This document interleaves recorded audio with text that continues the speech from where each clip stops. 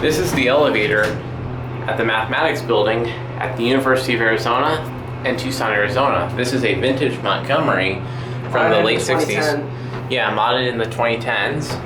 Let's go up to 7.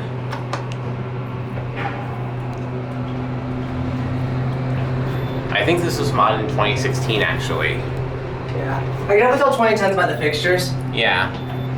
Not 2010, 2016. Anyways, here we are on 7. A little bit of classic leveling. Let's go down to 1.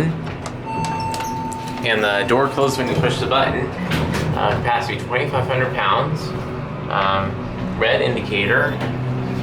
LED EPCO vandal resistant fixtures. EPCO SurvivorPlus. ADA compliant phone built into the car station.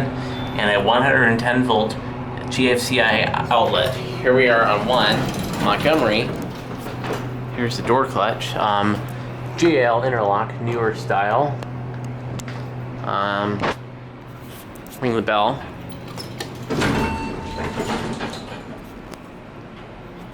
Very vintage cab.